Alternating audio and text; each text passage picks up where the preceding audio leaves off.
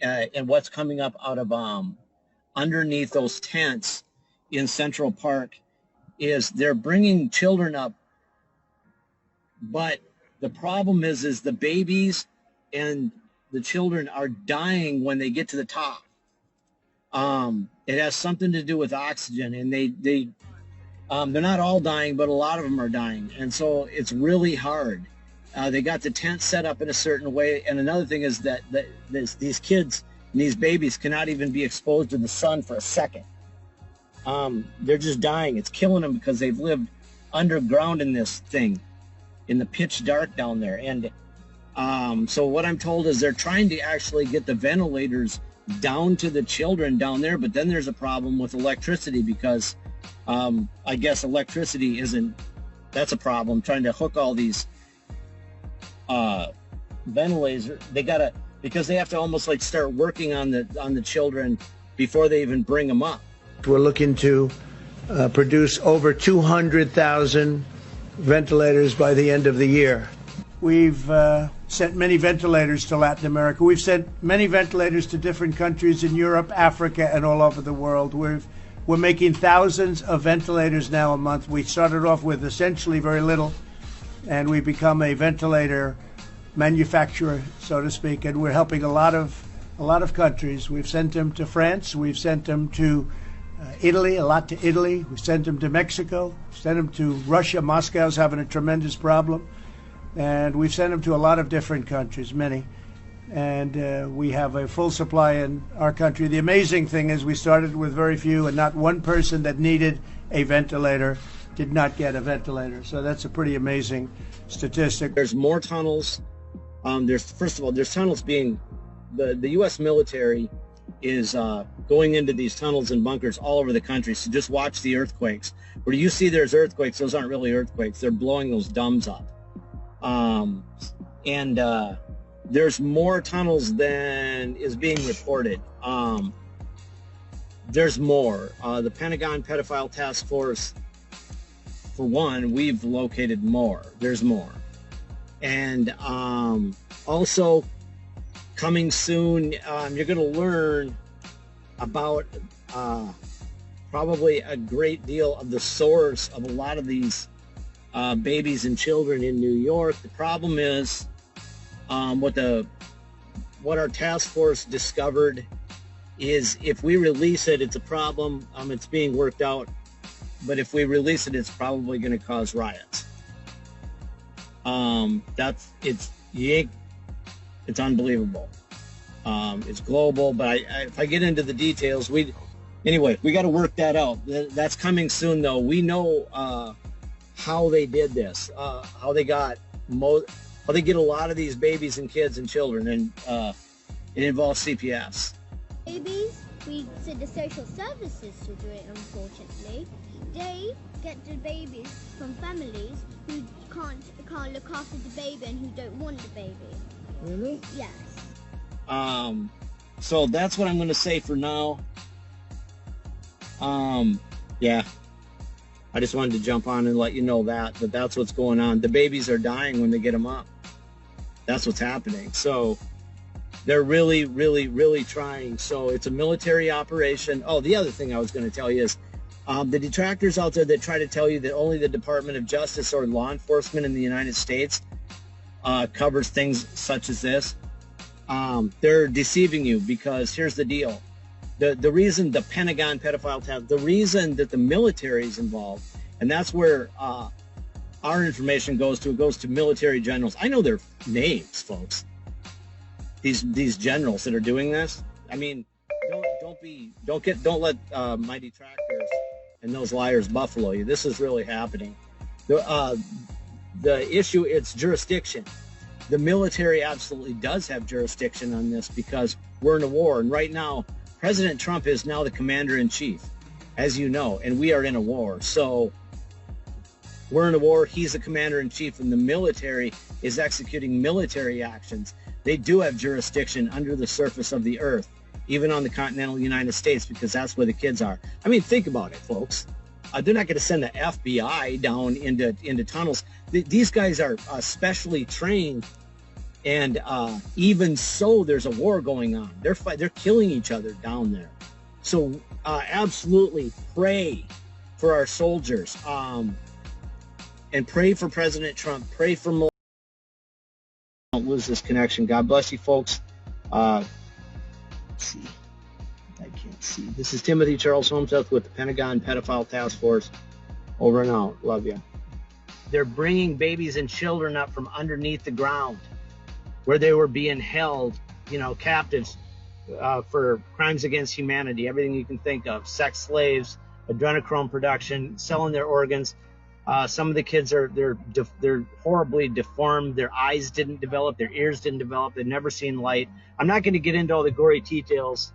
You can use your own imagination for the horror, but that's what's going on under those tents. You can use your own imagination for the horror, but that's what's going on under those tents in New York.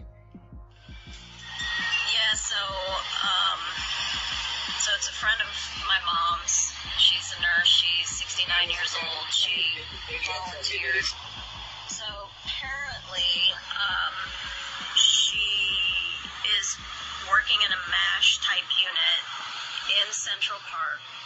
And I don't know what all the details of what she told my mom. I don't know if it's more than what I've already told you, but she just said the thing with the kids, it's real, and I have to tell you, it's horrible. So horrible. And she said, please, everybody be praying for those children and for the medical people that are... Dude, I know somebody personally whose girlfriend is a nurse and knows other nurses, and she's in contact with one of the nurses at Central Park, and they say they're just rescuing kids that are severely screwed up, like they're sex slaves from birth kind of situation. Some of them are deformed. But she's 100% sure that she trusts her friend, and I know her personally, so it's not like fourth-hand information. It is second-hand. But she says the rescue operation has begun, and that's maybe probably what the ships are for. That's close, very, very close to the dumb entrance. Mm-hmm. When they bring the kids up, they can in dark. They can put them in a tent where it's dark, because they can't stand the light of day, because a lot of them have never been in the light of day. Mm-hmm. And some are genetically engineered, and most of those, when they brought them up, died. And that's that big, huge mass grave that's being seen on a lot of Twitter posts now today. Somebody saying, Jennifer's asking, Gene, please explain why kids die when brought up. So if a child or a person is born down there in the dark, and they're essentially just a slave or a tool, and they get, brutalized every day, and they're very fragile in the first place. And they've never been in the light of day. And I've experienced this somewhat myself when we go to sea in a submarine, and I've been out as long as 123 days straight. And when we surface, my eyes can't take the light of day, and I sunburn within minutes. Like 15, 20 minutes, I get really, really bad sunburn.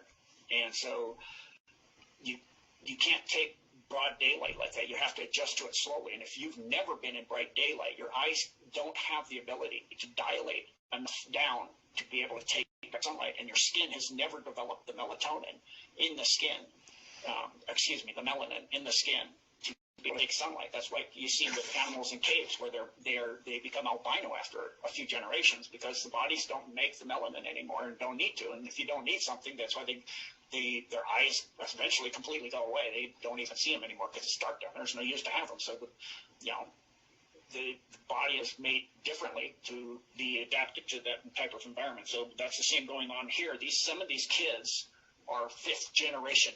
They've been taking kids since the 40s. So if you say every 20 years is a generation, you have the 40s, the 60s, the 80s, 2000, and now we're going to 2020. You have fifth generation down there that were born down there. 4 generations have been born down there.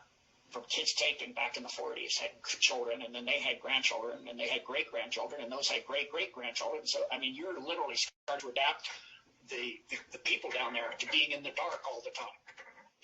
And this is a picture of one of the kids with some kind of odd hand-like thing.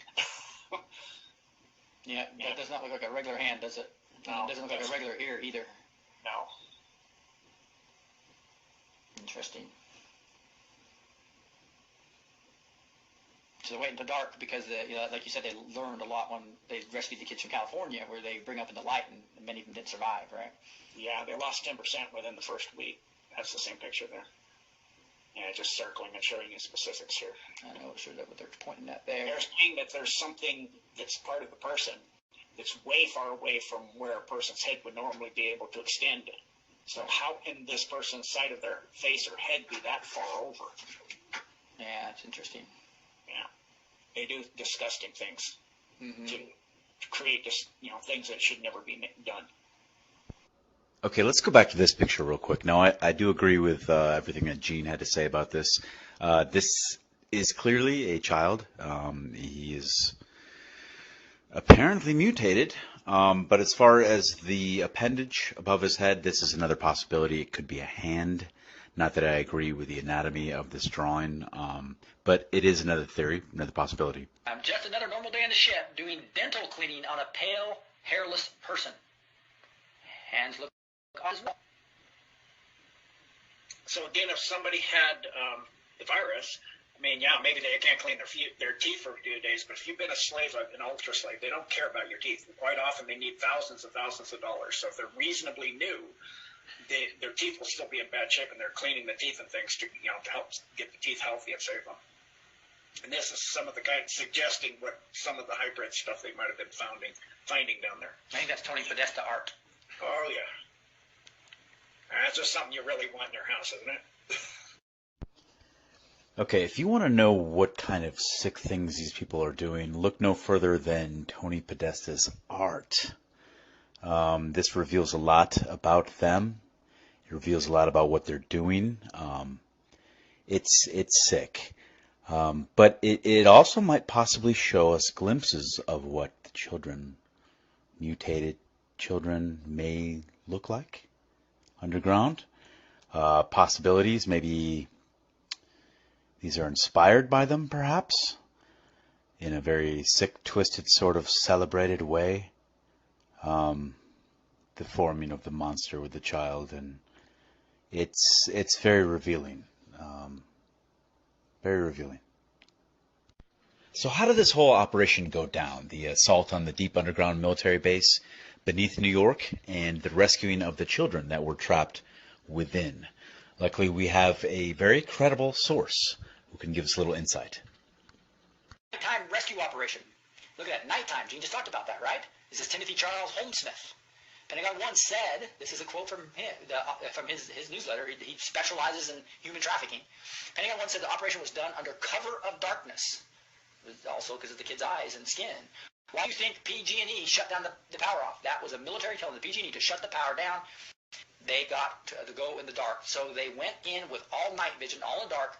They did this stuff in the middle of the night, Pentagon once said, and they blew all those underground fires, and because those military boys were pissed, they just blew it. There was a tremendous amount of emotion there, Pentagon once said. Now, I don't know if they're talking about the California one, Gene, that was happening earlier.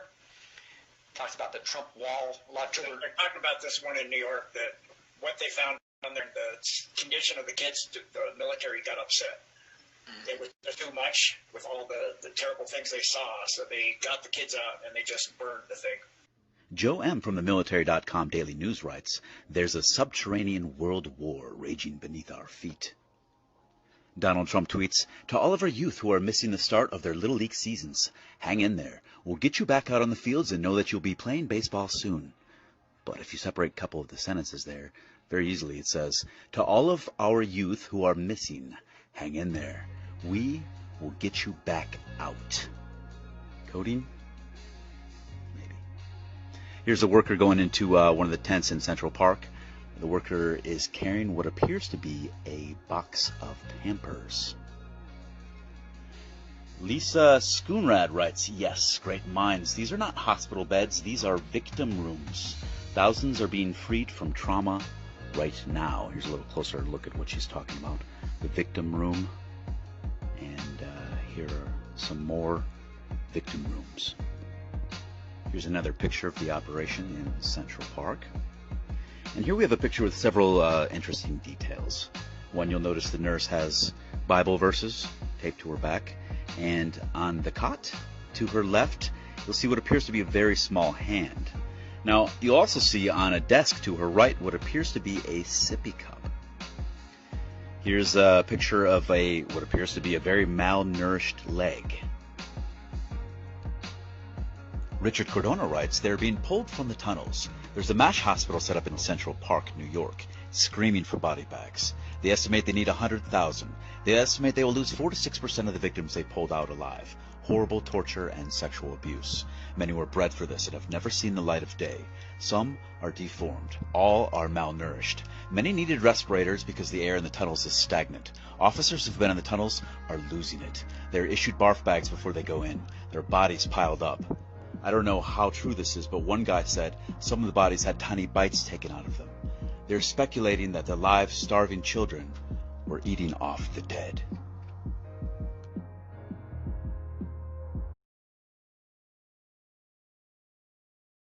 So I don't lose